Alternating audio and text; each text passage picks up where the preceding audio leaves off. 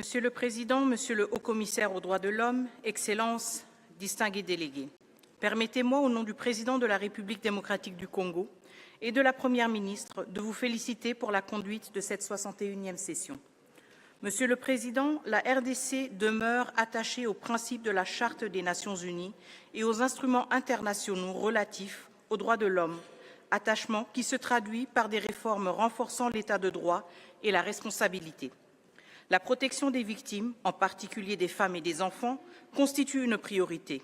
Elle se traduit notamment par une politique de tolérance zéro contre les violences sexuelles liées au conflit, des poursuites et des procès engagés et la mise en place d'un mécanisme institutionnel de réparation consacré par la loi relative à la protection et à la réparation des victimes, qui a institué un fonds dédié afin de restaurer les droits et la dignité des victimes. Au-delà de la justice transitionnelle, la RDC s'attaque également aux causes structurelles des violations. La création d'un tribunal pénal économique et financier vise à poursuivre les crimes économiques et la corruption qui privent les populations de leurs droits fondamentaux. S'agissant de l'exploitation de ces ressources naturelles stratégiques, mon gouvernement exige le respect des normes internationales et des principes directeurs des Nations unies relatifs aux entreprises et aux droits de l'homme. L'État veille à la responsabilité de l'ensemble des chaînes de valeur. Monsieur le Président, toutefois, ces efforts demeurent gravement entravés par les violations commises dans les provinces du Nord Kivu et du Sud Kivu, notamment dans les zones occupées par l'AFC M23 avec l'appui du Rwanda.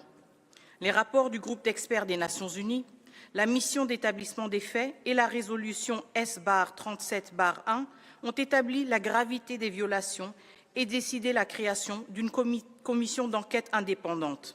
Le Conseil de sécurité, dans sa résolution 2773, en a repris les constats et condamné les violations graves, demandant la cessation de tout soutien à l'AFC M23. Dans ces provinces, les violations documentées comprennent des assassinats, des violences sexuelles utilisées comme armes de guerre, des déplacements forcés, l'enrôlement d'enfants et le pillage de ressources naturelles. Un rapport consolidé du gouvernement, élaboré avec la participation de la société civile, fait état de plus de 17 000 atteintes graves, dont plus de 15 000 pertes en vie humaine, des centaines d'enlèvements, le viol d'une femme au moins toutes les 4 minutes et près de 8 millions de personnes déplacées. Pour sa part, le gouvernement de la RDC a pris des mesures pour préserver l'ordre juridique. En novembre 2025, une ordonnance présidentielle a déclaré nuls les actes posés par les forces d'occupation. Les autorités poursuivent également leurs efforts pour prévenir et sanctionner tout discours de haine. Et des enquêtes judiciaires sont en cours pour ces faits ainsi que pour d'autres infractions liées au conflit, dans le respect des garanties procédurales. À cet effet, la République démocratique du Congo coopère avec la commission d'enquête afin que les responsabilités soient établies. La RDC assume pleinement la protection de toutes ces communautés. Les accusations de discours de haine ou d'idéologie génocidaire ne reflètent ni la politique ni les actes de la RDC.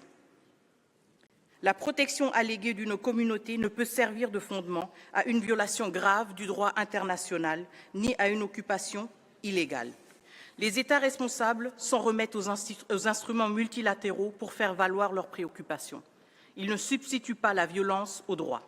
Monsieur le Président, les défis auxquels nous faisons face ne sont pas uniquement financiers. Ils traduisent une érosion du multilatéralisme et des principes de notre ordre international. Les restrictions budgétaires en sont la conséquence, non la cause. Le système des droits de l'homme, indissociable de la paix et de la stabilité, ne doit pas être affaibli. Fragiliser ces mécanismes de protection, c'est compromettre la paix et l'avenir collectif. Face à des défis traditionnels et nouveaux, tels que l'intelligence artificielle et la cyberviolence, le Haut-Commissariat a besoin de moyens à la hauteur de ses responsabilités. L'exécution des mandats confiés par le Conseil constitue un indicateur de notre détermination collective.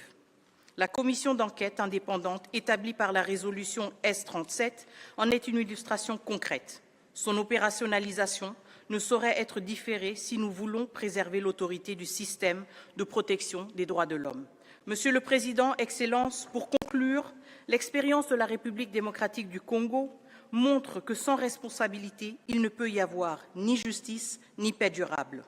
Notre engagement s'inscrit dans une exigence plus large, un ordre international fondé sur le respect du droit, l'égalité des États et l'effectivité des mécanismes de responsabilité.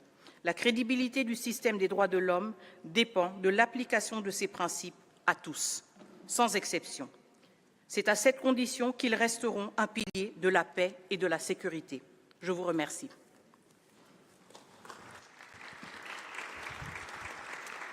Muchas gracias.